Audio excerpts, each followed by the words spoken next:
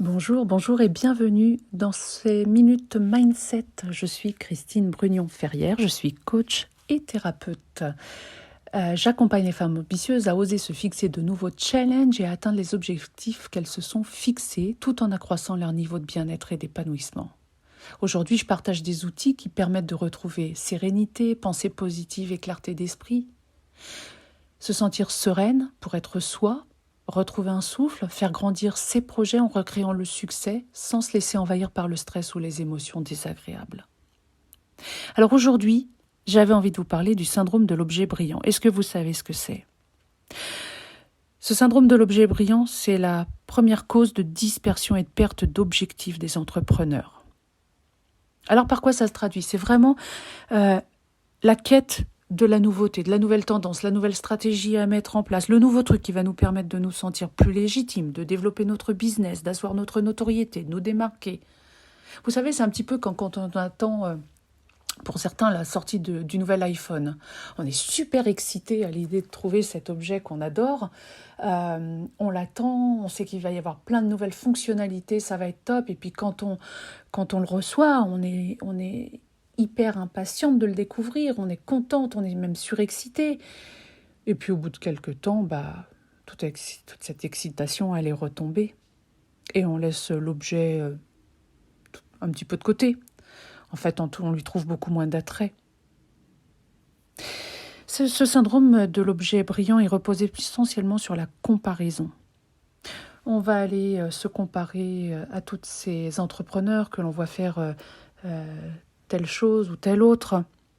On va avoir un trop-plein d'idées. Ce trop-plein d'idées, il va finalement nous mener à la dispersion parce que on ne sait plus quel outil mettre en place, on ne sait plus qui cibler, on ne se positionne plus.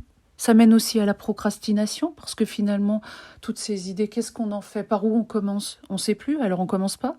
Et puis ça mène au découragement parce qu'on se dit, tiens, elle a l'air de super bien réussir. Oh là là, les vacances de rêve. Oh là là, la vie parfaite sur Instagram. Mais en réalité, ça n'est qu'un syndrome. Le syndrome de l'objet brillant. Moi, ce que je vous propose en réalité, c'est d'appliquer les quelques outils suivants.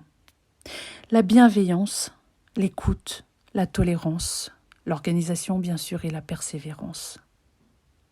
La bienveillance envers soi-même en respectant un rythme de travail qui nous convient, en respectant une méthode de travail qui nous convient,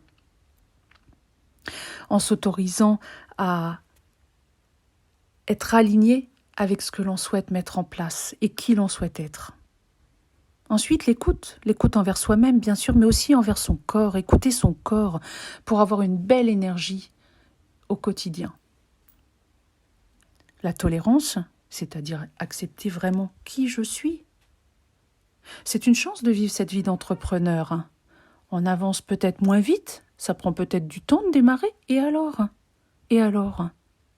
Ce qui compte, c'est vraiment de faire ce qui nous plaît, de le faire bien sûr, mais de faire ce qui nous plaît et d'être qui l'on a envie d'être, sans porter ce fameux masque peut-être d'une autre femme, de celle à qui on devrait peut-être ressembler selon les injonctions de la société.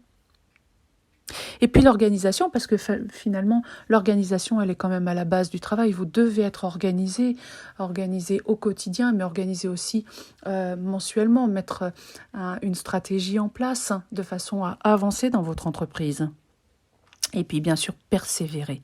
Persévérer, c'est la clé.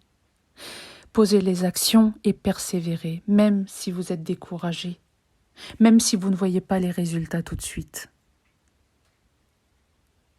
La régularité, le sérieux et l'écoute de soi seront vraiment les clés pour combattre ce syndrome de l'objet brillant. Voilà, j'espère que ces quelques mots vous auront plu. N'hésitez pas à me dire ce que vous en avez pensé, à m'envoyer un message